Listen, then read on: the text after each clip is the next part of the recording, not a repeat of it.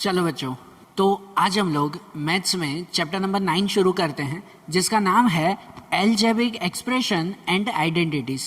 Algebraic expressions and identities. तो सबसे पहले तो ये जाने कि अलजेब्रिक एक्सप्रेशंस किसे कहते हैं।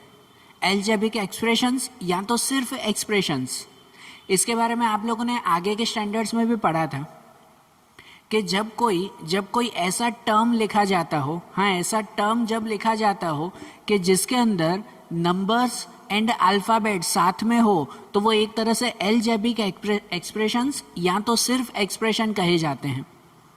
मतलब देखो कि सपोज अगर सिर्फ 5 लिखा जाए ना, तो ये सिर्फ नंबर है। सिर्फ 5 लिखा जाए तो वो ये नंबर है, लेकिन 5 के साथ अगर x भी लिखा जाए तो ये कहलाया एक्सप्रेशन। तो ये क्या कहलाया, हमारा एक्सप्रेशन कहो या तो अलजेब्रिक एक्सप्रेशन कहो। ठीक है, कि जिसमें नंबर और अल्फ़ाबेट साथ में हो, कि जहाँ पर नंबर को कांस्टेंट कह सकते हैं या ओनली नंबर कह सकते हैं, और ये अल्फ़ाबेट को कहते हैं वेरिएबल। ये क्या कहलाता है, वेरिएबल कहलाता है। ये जैसे 5x वो एक तरह का एक्सप्रेशन हुआ, बराबर ना। ऐसा आप लोग लास्ट स्टैंडर्ड में पढ़ते थे ना, लास्ट ईयर भी था आपको। या जैसे अगर ऐसे लिखा जाए 7x², ये भी एक तरह का एक्सप्रेशन हुआ, बराबर ना। या अगर ऐसे लिखा जाए कि 9x³ माइनस 8y², तो ये भी एक्सप्रेशन हुआ। समझ आ रहा है। तो एक्सप्रेशन मतलब कि जिसके अंदर नंबर और अल्फ़ाबेट साथ में हो, तो वो एक्सप्रेशन कहलाया, बराबर ना। कि जहाँ पे ये अल्फ़ाबेट है, उस अल्फ़ाबेट को हम लोग क्या कहते हैं, वेरिएबल कहते हैं, वेरिएबल। और जो अल्फ़ाबेट के साथ नंबर हो ना, उसे नंबर कहो, कांस्टेंट कहो, या तो कहो कोएफिशिएंट। क्या कहलाता है वो, कोएफिशिएंट कहलाता है। कोई भी एक्सप्रेशन हो ना, उसमें जनरली 3 पार्ट गिना करो। कोई भी एक्सप्रेशन में 3 पार्ट माना करो। कि सपोज एक एग्जांपल लेते हैं कि जैसे कि ये 7x², ये एक एक्सप्रेशन है कि जिसमें ये 7 जो अल्फ़ाबेट के आगे नंबर है, उस 7 को हम लोग कहते हैं कोएफिशिएंट। वो क्या कहलाया, कोएफिशिएंट कहलाया। वो नंबर को ये कहा जाएगा कि जो अल्फ़ाबेट दिया हुआ है x, उस x को हम लोग कहते हैं वेरिएबल। क्या कहते हैं उसे, वेरिएबल कहते हैं, जो x दिया हुआ है। और ये जो ऊपर दिया हुआ है ना, ये जो 2 दिया हुआ है, 7x² ऊपर ये दिया हुआ है, उसको, ये 2 को आप डिग्री भी कह सकते हो, एक्सपोनेंट भी कह सकते हो, या पावर भी कह सकते हो। जो तीनों में से जो नाम आपको अच्छा लगे, बराबर। मतलब कि ये जैसे 7x² दिया हुआ है, उसमें ये 7 वो क्या कहलाया, कोएफिशिएंट कहलाया, बराबर ना। जो अल्फ़ाबेट के आगे नंबर दिया हुआ हो, ये x वो वेरिएबल, और जो ऊपर पावर दिया हुआ है उसे पावर कहो, डिग्री कहो, एक्सपोनेंट कहो, जो आप लोग कहो उसे। ठीक है, समझ आ रही है ना बात। और ये जो पूरा एक साथ कहलाया ना, ये पूरा का पूरा, जिसमें कोएफिशिएंट, वेरिएबल, डिग्रीज तीनों हो, तो ये पूरा एक टर्म कहलाता है। ये पूरा वो क्या कहलाया, तो इस पूरे को हम लोग कहते हैं टर्म, बराबर। समझ आ रही है बात है। कि जैसे कि यहाँ पर ये 9x³ ऊपर 3 है तो क्यूब कहते हैं ना, कि 9x³ या तो 9x पावर 3 ऐसा कहते हैं। तो ये 9x पावर 3 ये पूरा का पूरा एक टर्म कहलाया। पूछा कि इस टर्म में कोएफिशिएंट कौन सा, तो इस टर्म में कोएफिशिएंट 9। पूछा इसमें वेरिएबल कौन सा, तो वेरिएबल x। पूछा इसमें पावर कौन सा, तो पावर 3, बराबर। वैसे ही उसके साथ ये जो है -8y², तो ये -8y², ये भी पूरा एक टर्म कहलाया, ये भी पूरा एक टर्म हुआ। पूछा इसमें कोएफिशिएंट कौन सा, तो इसमें कोएफिशिएंट -8 नहीं, -8। अगर माइनस में साइन दी गई हो तो माइनस में लिखेंगे कि यहाँ कोएफिशिएंट -8 हुआ। वेरिएबल कौन सा, तो वेरिएबल y। ठीक है ना, अल्फ़ाबेट, वेरिएबल मतलब अल्फ़ाबेट, वो y। और पावर कौन सा, तो पावर ये 2। समझ आ रही है बात। कोई भी अलजेब्रिक एक्सप्रेशन में ये हर एक टर्म जो दिया हुआ है, उस टर्म के 3 पार्ट होते हैं, कोएफिशिएंट, वेरिएबल एंड पावर। ठीक है, तो इसके बेस पर हम लोग सबसे पहले आपके टेक्स्ट बुक की एक्सरसाइज शुरू करें। देखो आपकी एक्सरसाइज में ना हर एक में अलग अलग मेथड है, तो मैं एक एक पॉइंट समझा रहा हूँ, फिर उसकी एक्सरसाइज में सम समझाता जाऊंगा। ओके, तो आपकी टेक्स्ट बुक आपके साथ में रखना, बराबर ना, टेक्स्ट बुक साथ में रखना आपके। उसमें देखो आपकी एक्सरसाइज 9.1, एक्सरसाइज 9.1, उसमें पहला क्वेश्चन दिया हुआ है कि जिसमें लिखा हुआ है identify the terms their coefficient for each of the following expressions. यहाँ आपको कुछ एक्सप्रेशंस दिए हुए हैं, उसमें आपको टर्म कितने टर्म हैं वो पहचानना है और हर एक टर्म का कोएफिशिएंट बताना है, बराबर ना, हर एक टर्म का कोएफिशिएंट बताना है। कि जैसे कि देखो सबसे पहला उसमें दिया हुआ है, सबसे पहला क्वेश्चन दिया हुआ है 5xyz स्क्वायर, ऐसा है ना, 5xyz स्क्वायर माइनस 3xy, ऐसा इसमें दिया हुआ है, बराबर। ये पहला है कि 5xyz square and minus 3zy, sorry xy नहीं zy दिया हुआ है। तो इसमें सबसे पहले तो पहचानना है कितने टर्म है, तो इसमें दो टर्म्स हैं, दो टर्म है ना, ये एक और ये दो, ये पूरा एक टर्म कहलाया और ये पूरा वो दूसरा टर्म कहलाया, बराबर। तो यहाँ पे लिख सकते हैं कि देयर आर टू टर्म्स, कि इसमें कितने टर्म्स आए हुए हैं, दो टर्म्स आए हुए हैं और उन दोनों टर्म के कोएफिशिएंट बताने हैं। तो जैसे कि ये पहला टर्म है, इसका कोएफिशिएंट कौन सा, कोएफिशिएंट मतलब खाली जो आगे नंबर दिया हुआ हो वो, तो इसमें कोएफिशिएंट कौन सा हुआ, कोएफिशिएंट 5 हुआ। तो यहाँ पे लिखेंगे कि coefficient of 5xyz square is 5, कि इस पूरे का कोएफिशिएंट कौन सा हुआ, 5 हुआ, बराबर ना। और फिर दूसरे का भी बताना है कि coefficient of minus 3zy is -3, दूसरे का कोएफिशिएंट कौन सा हुआ, -3, कि हाँ इसमें आगे माइनस दिया हुआ है तो माइनस रखेंगे, इसमें आगे कुछ भी नहीं है तो कुछ भी नहीं रखेंगे उसमें, बराबर। ऐसा सिंपल बताना है ना, कि जो आपको क्वेश्चन दिया हुआ है उसमें बताना है कि कितने टर्म्स हैं और फिर हर टर्म का कोएफिशिएंट मतलब कि आगे का नंबर हमें बताना है, ठीक है ना। जैसे कि दूसरा क्वेश्चन है उसमें कि 1 + x + x स्क्वायर, सेकेंड है उसमें 1 + x + x स्क्वायर। तो इसमें हमें बताना है कि भाई इसमें वो कितने टर्म्स हैं। तो देखो 1 2 3, ये प्लस माइनस करके जितने भी दिए हुए हो वो सब टर्म्स कहलाते हैं ना। तो यहाँ पर 1 2 3 टर्म्स हैं, तो यहाँ पे लिखेंगे कि देयर आर 3 टर्म्स, कि इसमें कितने टर्म्स हैं, 3 टर्म्स। तो उसमें सबके कोएफिशिएंट, जैसे पहले का कोएफिशिएंट कौन सा, तो 1, उसमें नंबर तो वही है ना, कोएफिशिएंट मतलब तो नंबर ही कहते हैं ना, तो यहाँ नंबर 1 ही है। तो यहाँ पे ऐसे लिखेंगे कि कोएफिशिएंट ऑफ 1 इज 1, इसका कोएफिशिएंट वही कहलाया। फिर दूसरा इसमें इसका कोएफिशिएंट कौन सा, तो देखो x के आगे कुछ भी नहीं दिया हुआ है ना, तो वहाँ पर भी 1 काउंट करते हैं। यहाँ x के आगे भी कुछ भी नहीं है तो क्या काउंट होगा, 1 काउंट होगा। तो उसमें भी ऐसे लिख सकते हैं कि कोएफिशिएंट ऑफ x इज 1, कि ये x का कोएफिशिएंट भी आगे 1 कहलाया। और यहाँ x स्क्वायर, तो x स्क्वायर के आगे भी कुछ नंबर नहीं है मतलब 1 ही लिखेंगे, तो उसके लिए भी ऐसा ही लिख सकते हैं कि coefficient of x square is 1। समझ आई बात, सिंपल है ना। कितने टर्म्स हैं पहले वो काउंट कर लो और हर एक टर्म में आगे कौन सा नंबर है वो बता दो, मतलब उसका कोएफिशिएंट बता दो, ठीक है ना। जैसे कि तीसरा क्वेश्चन है उसमें, कि तीसरा क्वेश्चन दिया हुआ है उसमें कि 4x² y square minus 4x² y square z square and plus z square. तो इसमें कितने टर्म्स हुए, अब मैं लिख नहीं रहा हूँ, डायरेक्टली बता रहा हूँ कि यहाँ क्वेश्चन 3 में इसमें कितने टर्म्स हुए, तो इसमें भी 3 टर्म्स हैं, 3 टर्म्स है ना, ये 1 2 3 टर्म्स हैं। तो उसमें भी लिख सकते हैं देयर आर 3 टर्म्स।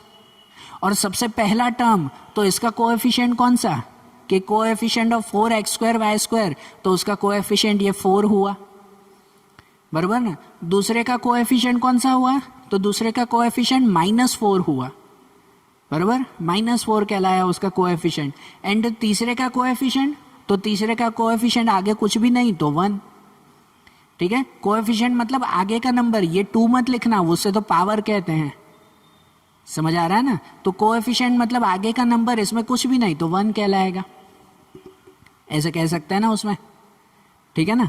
ऐसे ही देखो कि उसमें 4th वाला दिया हुआ है कि नंबर 4 देखें, उसमें दिया हुआ है 3 - PQ, 3 - PQ plus QR minus RP, ऐसा दिया हुआ है। अब 4th वाले में ऐसे दिया हुआ है, तो इसमें बताओ इसमें कितने टर्म्स हुए, तो इसमें लिखेंगे देयर आर 4 टर्म्स, बराबर। आप आंसर लिखना है इसकी तरह ही, खाली सेंटेंस ही लिखने हैं। तो देयर आर 4 टर्म्स, इसमें 4 टर्म आ गए, और सबका कोएफिशिएंट बताओ, तो इस पहले का कोएफिशिएंट कौन सा, 3, नंबर 3 है उसमें, बराबर। फिर दूसरे का कोएफिशिएंट कौन सा, तो दूसरे का कोएफिशिएंट -1, यहाँ माइनस आगे कुछ भी नहीं तो क्या लिखेंगे, 1 लिखेंगे, -1 दूसरे का कोएफिशिएंट।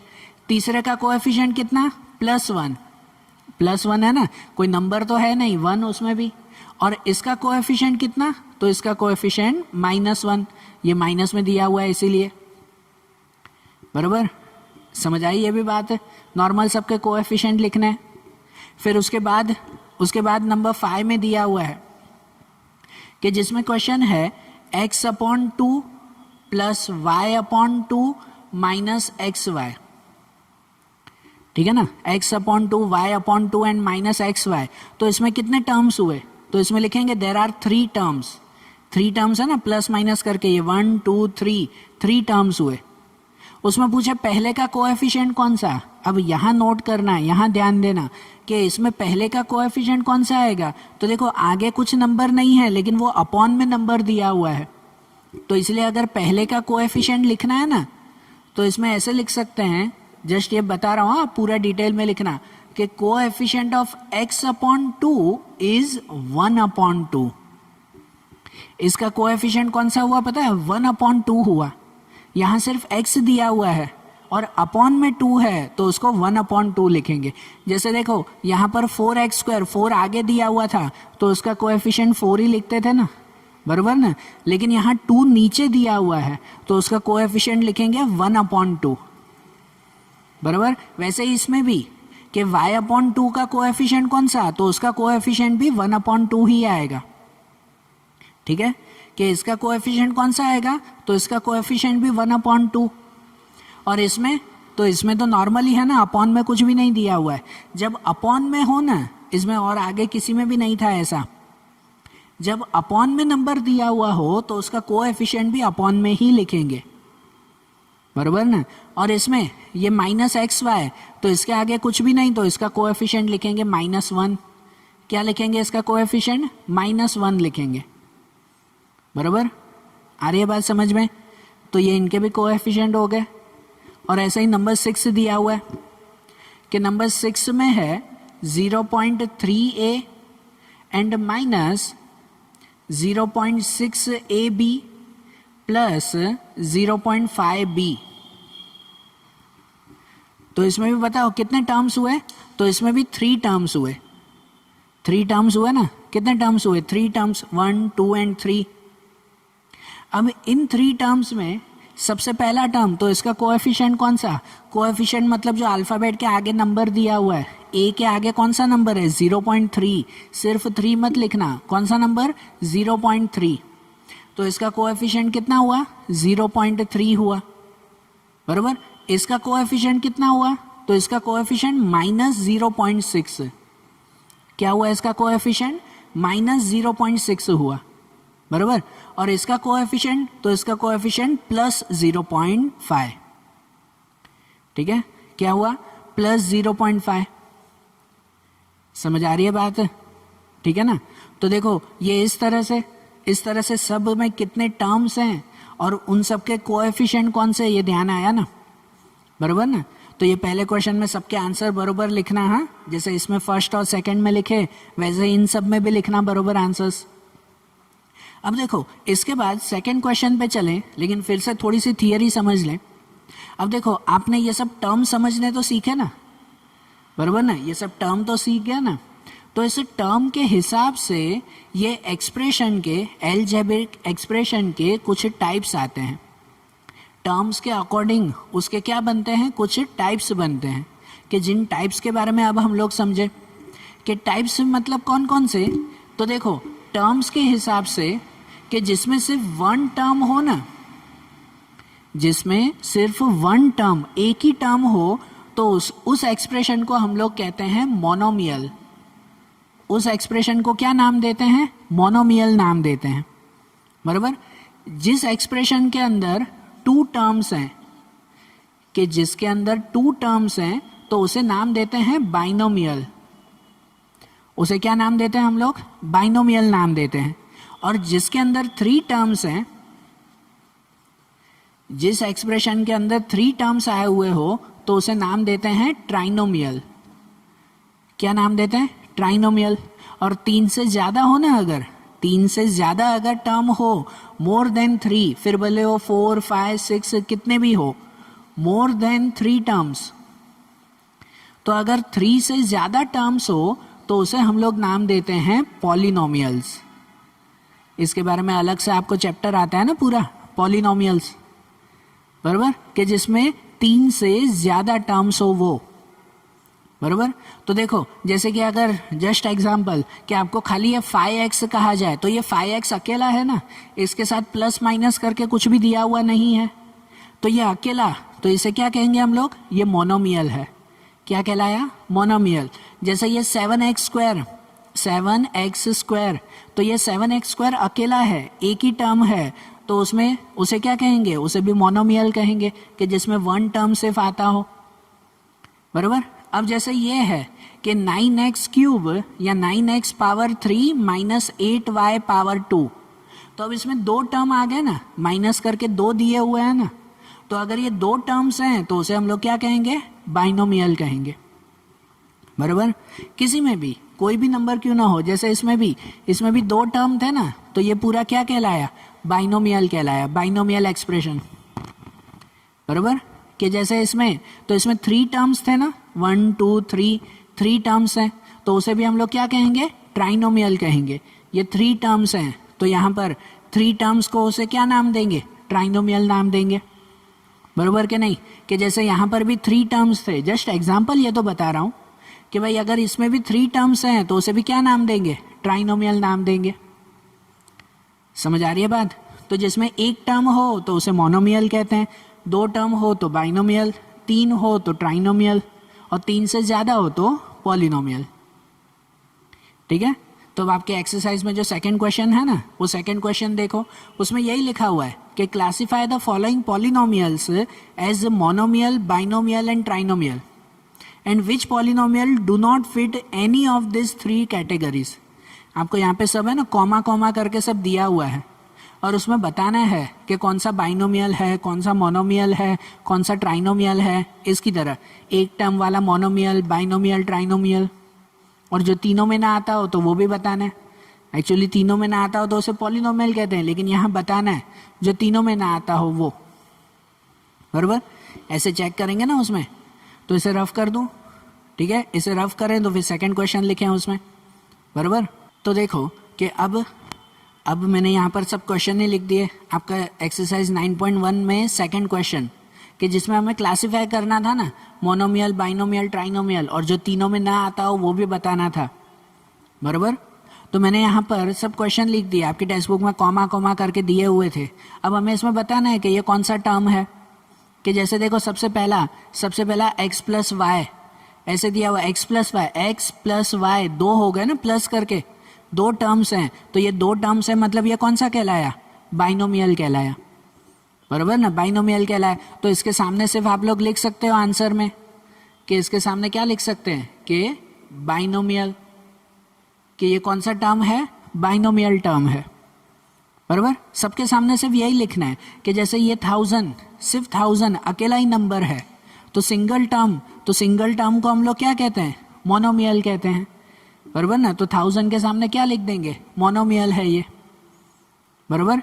जैसे कि ये x plus x square plus x cube plus x4, अब इसमें 4 टर्म आ गए, तो 4 टर्म हो तो जनरली उसे पॉलिनोमियल ही कहेंगे, लेकिन आपको इसमें पूछा हुआ था कि जो तीनों में ना हो उसे अलग से रखो, तो यहाँ इसके सामने लिखेंगे कि does not exist in 3 types, does not exist in following 3 types, कि इन तीनों टाइप्स में ये आएगा नहीं, मतलब ना मोनोमियल है, ना बाइनोमियल है, ना ट्राइनोमियल है, ये तो 4 टर्म हो गए, बराबर ना।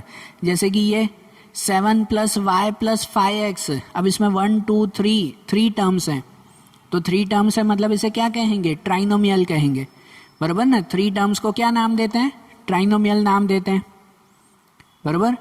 उसके बाद ये 2y minus 3y square, 2y minus 3y square, अब इसमें 2 टर्म है तो इसे बाइनोमियल कहेंगे, सिर्फ नाम ही बताना है और कुछ भी नहीं करना है, 2 टर्म्स हैं तो ये क्या कहलाया, बाइनोमियल। उसके बाद ये 2y minus 3y square plus 4y cube, 3 terms हो गए, 3 टर्म्स मतलब ये कौन सा कहलाया, ट्राइनोमियल कहलाया, बराबर ना। जैसे ये 5x minus 4y plus 3xy, ये भी 3 टर्म्स हैं, तो 3 टर्म्स मतलब ये भी क्या कहलाया, कि ये ट्राइनोमियल कहलाया, बराबर। जैसे यहाँ 4z माइनस 15z स्क्वायर, तो 4z minus 15z square 2 terms हो गए, 2 टर्म्स मतलब ये बाइनोमियल कहलाया। इसमें AB plus BC plus CD plus DA, अब ये तो 4 टर्म हो गए, 4 टर्म्स हो गए इसमें, ये 4 टर्म्स मतलब लिखेंगे कि does not exist in following types, कि ये तीनों टाइप्स में आएगा नहीं, मोनोमियल बाइनोमियल ट्राइनोमियल तीनों में ये नहीं आएगा, बराबर। जैसे ये PQR, अब देखो PQR बीच में प्लस माइनस नहीं है तो इसे 3 मत गिनना, ये PQR एक साथ ही है, बराबर ना, पूरा साथ में है, ऐसे प्लस माइनस करके दिया हुआ है ना तो 3 में गिन सकते हैं, ऐसे होता P plus Q plus R तो 3 टर्म मानते हैं, जैसे इसमें था ना x प्लस y, ये 2 अलग अलग, यहाँ प्लस माइनस करके नहीं दिया हुआ है, मतलब ये पूरा एक ही है, PQR पूरा एक सिंगल है, और सिंगल है तो उसे क्या नाम देंगे, तो उसे कहेंगे मोनोमियल, बराबर ना। फिर जैसे ये P square Q plus P Q square, तो P square Q plus P Q square, इसमें 2 हैं, प्लस करके दिया हुआ ना अलग अलग, ये 2 टर्म है, 2 टर्म मतलब इसे क्या नाम देंगे, इसे कहेंगे बाइनोमियल, बराबर ना, 2 टर्म है तो ये बाइनोमियल कहलाएगा। और ये 2p plus 2q, 2p plus 2q, ये भी 2 टर्म्स हैं, और 2 टर्म्स है तो इसे भी क्या कहेंगे हम लोग, बाइनोमियल कहेंगे, बराबर। आई बात समझ में, ये टर्म्स और उसके टाइप्स वो समझ में आया ना, ठीक है ना। तो देखो आज जैसे हमने ये 2 टॉपिक्स देखे ना, कि एक टर्म किसे कहते हैं, उसके अंदर कौन कौन से पार्ट्स होते हैं, और उन टर्म्स के कौन कौन से टाइप्स होते हैं, वो आज देखा ना हमने। अब इसके आगे के जो क्वेश्चंस हैं, आगे के जो सम्स हैं, वो अब हम लोग कल के वीडियोस में देखेंगे। Okay, thank you.